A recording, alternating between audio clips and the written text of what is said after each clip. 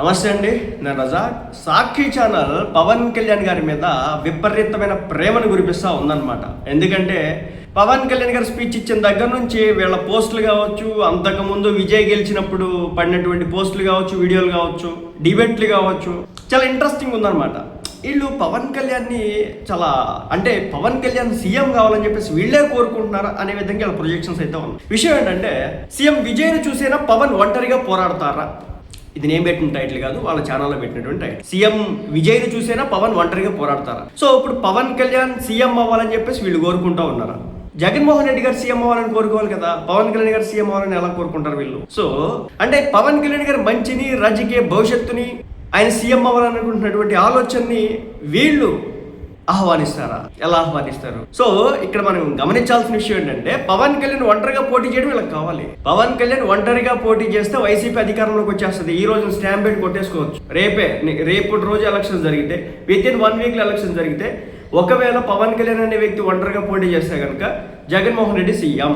2029 elections లో ఒంటరిగా పోటీ చేస్తే జగన్మోహన్ రెడ్డి సీఎం.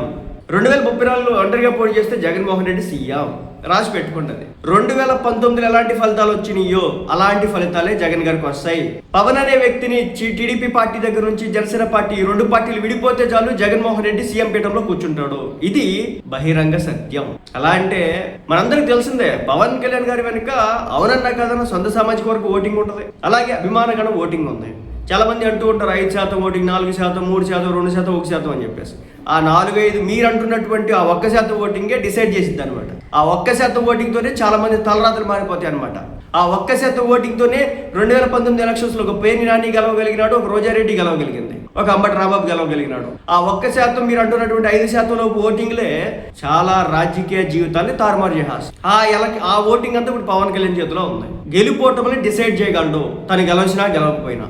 అధికారాన్ని ఆల్మోస్ట్ కొన్ని పార్టీల చేతుల నుంచి తీసేయగలడు, కొన్ని పార్టీ చేతులకు పెట్టగలడు. జగన్ గారి వైపు పవన్ కళ్యాణ్ గారు ఉంటే అదే గెలుస్తారు, పవన్ కళ్యాణ్ గారు చంద్రబాబు నాయుడు గారి వైపు ఉంటే ఆయనే గెలుస్తారు. ఇది అల్టిమేట్గా ఇదే జరిగింది. అందుకోసం అని చెప్పేసి రెచ్చగొట్టి పవన్ కళ్యాణ్ ఒంటరిగా పోటీ చేయించాలి మనం. ఆయన ఏం పోటీ చేయట్లేదు, ఆయన ఒంటరిగా రావడానికి సిద్ధంగా లేడు.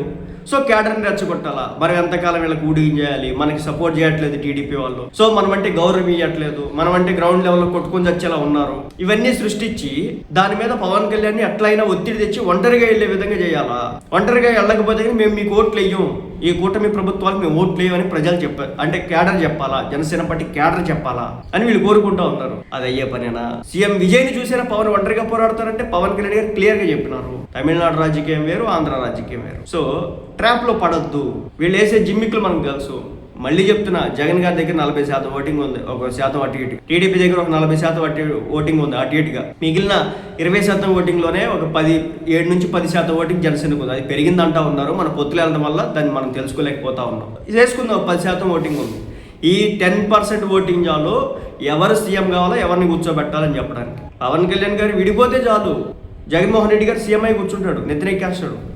అందుకే కదా పవన్ కళ్యాణ్ గారు చెప్పేది, వీళ్ళ వ్యూహాలు ఎందుకు తెలియదు అంటే పవన్ కళ్యాణ్ గారు మంచి కోరుకుని విజయలాగా ఒంటరిగా పోటీ చేయాలని చెప్పేసి వీళ్ళే కోరుకుంటున్నారు. దాంట్లో ఉన్నటువంటి అర్థాన్ని తెలియకపోతే దీని అంత అమాయకత్వం ఇంకోటి.